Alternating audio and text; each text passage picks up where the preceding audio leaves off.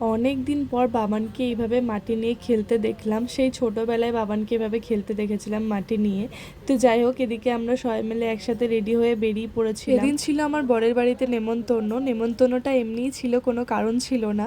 তো যাই হোক, এরপরে নিয়ে নিয়েছিলাম মিষ্টি, আর এদিকে বাচ্চাদের জন্য নিয়ে নিয়েছিলাম কিছু চকলেট। এদিকে দেখতেই পাচ্ছ, বাবান বাড়ি আসতে না আসতেই শুরু করে দিয়েছে খেলা। আর বাচ্চারা কী বা করবে বলো, ওদের তো খেলা ছাড়ার কোনো কাজ নেই। তো এদিকে ওরা শুরু করে দিয়েছিল খেলা, আর এদিকে দেখতেই পাচ্ছ এদিকে আমাদেরকে দিয়ে দিয়েছিল নাড়ু, তো নাড়ুটা খেয়ে নিচ্ছিলাম। আর এদিকে আমরা লাঞ্চ করতে বসে পড়েছিলাম। লাঞ্চে ছিল ভাত, মুসুরির ডাল, তার সাথে স্যালাড, আর ছিল এই যে দেখতে পাচ্ছ পটল ভাজা, আর তার সাথে ছিল পাঁপড়। আর পাঁপড়টা কিন্তু চাটনিটার সাথে বেশি ভালো লাগে খেতে আমার। আর এদিকে দেখতেই পাচ্ছ মাটন আনা হয়েছিল। আর এদিকে আমরা সবাই মিলে একসাথে খেতে বসে পড়েছিলাম, দেখতেই পাচ্ছ। তারপরে নিয়ে নিয়েছিলাম পাঁপড় আর চাটনি। তারপর সবার শেষে ছিল দই, রসগোল্লা, গোলাপ জামুন।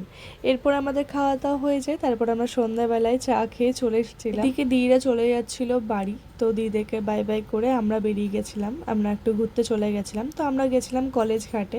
তো ভাবলাম যে কলেজ ঘাটে গিয়ে একটু চা খেয়ে আসি। আর কলেজ ঘাটটা তো দারুণই লাগে দেখতে, জানোই কালী পুজোর সময় আরও বেশি ভালো লাগে, সাজায়। তো এরপরে কলেজ ঘাটে চলে গেছিলাম চা খাওয়ার জন্য। তো এরপরে আমরা চা খেয়ে নিয়েছিলাম।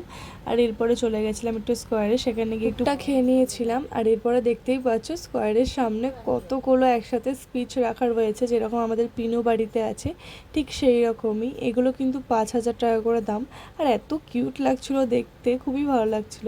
তো এরপরে চলে যাচ্ছিলাম বাড়ি, দেখতেই পাচ্ছ। এই ছিল ভিডিও, দেখা হবে এবার অন্য কোনো ভিডিওতে। ততক্ষণের জন্য টাটা, বাই বাই।